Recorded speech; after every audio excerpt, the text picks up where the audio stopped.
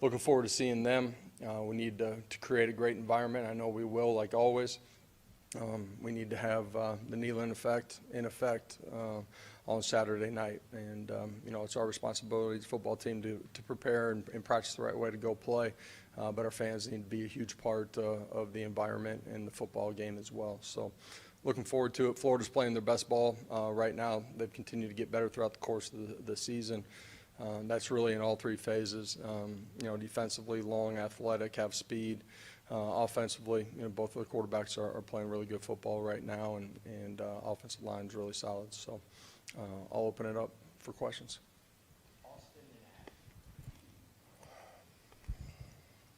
It doesn't feel like the last few games you all been able to establish any kind of tempo. Is there something going on that's keeping you all from being able to get to tempo? Have you been able to pinpoint it? And then, kind of where do you feel like the struggles on offense the last couple of weeks have resided? Yeah, this past week, offensively, you look at the football game, so many self-inflicted wounds, pre-snap penalties, playing penalties, miscommunication. So at times you're not playing on tempo. In the course of drives, when we've wanted to play with tempo, we've been able to do it and play efficiently. DSAM's a big run. There's multiple instances of it. At the end of the day, you got to play smart, effective football.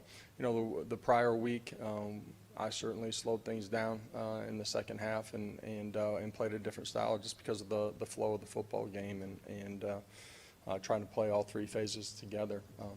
For us, we got to do the ordinary things at a really high level.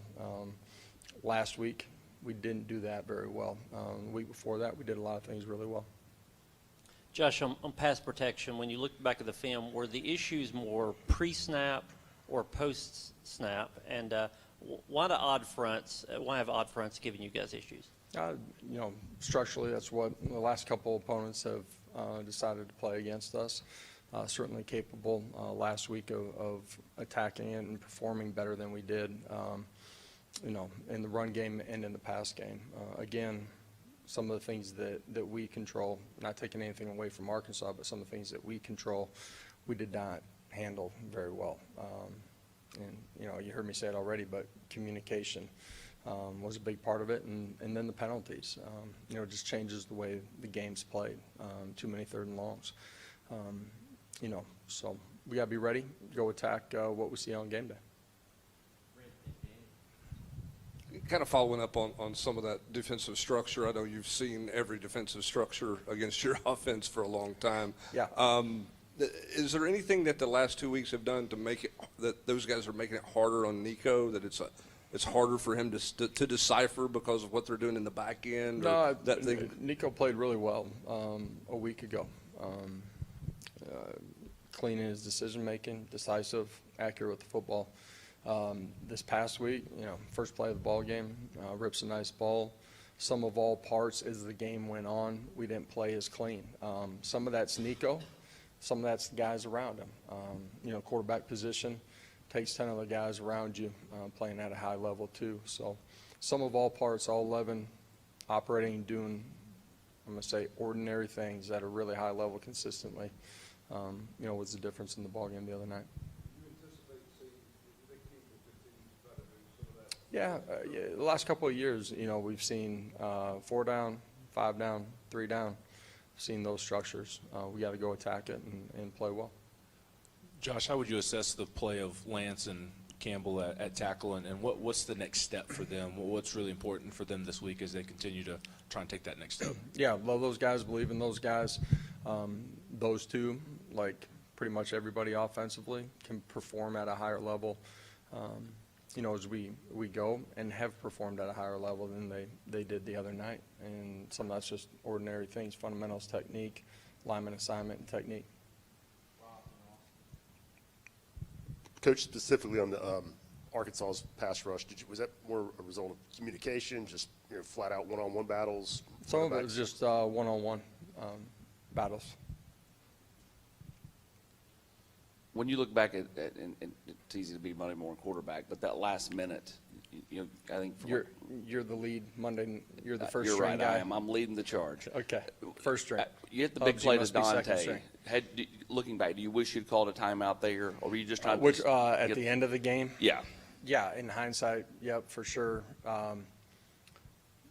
As I recognized that we weren't immediately ready, thought about going to timeout, then I thought we were ready to get the ball off in the next couple of seconds. And, you know, every timeout at the end of the game creates a different scenario where you're not pushing the ball into the end zone, forced to push the ball into the end zone. So, yep, absolutely. Looking at Florida, what are the challenges in preparing for two quarterbacks? And if you would, can you kind of break down what each of those guys do well? Yeah, I think both of them have played smart football. They've been accurate with the football, in particular, the last couple of weeks. They both operate within the system extremely well. Both have the ability to run the football and move and extend and make plays. The young kid is dynamic with the ball in his hands.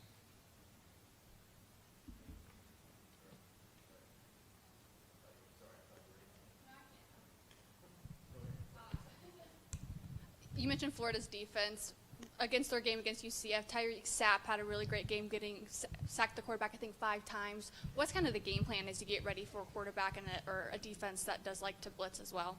Yeah, they're multiple in what they do. That's their fronts. It's their coverages on the back end. It's the pressures that they apply. And they can get to the quarterback with just a 4-down front, too. So, you know, for us, communication, understanding where we're working to, recognizing the pressure. That can be, you know, the front 5 guys. It's your back. It's your tight end at times as well. All got to be in sync. And then you got to play, you know, good football. You got to play with fundamentals and technique and win your one-on-one. But another part of that is going and winning on the outside, doing it quickly, and quarterback being decisive. All 11 guys got to play together. Josh, Dylan said after the game he thought that maybe you guys were maybe a little lackadaisical during the open date. You obviously harp on routine and preparation quite a bit. Did you sense anything different in your team's prep, either the extra week, or even going into last week? I thought Tuesday's practice bye week was really good. Wednesday's was a different type of practice. You know, I thought our preparation was solid last week. End of the day, we didn't go perform the way we needed to, and so that's personal accountability and team accountability.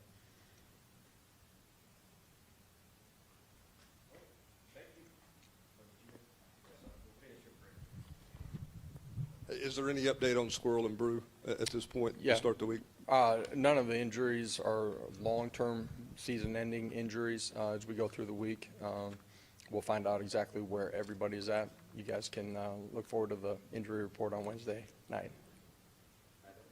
Thank you, buddy. See y'all. Have a great day.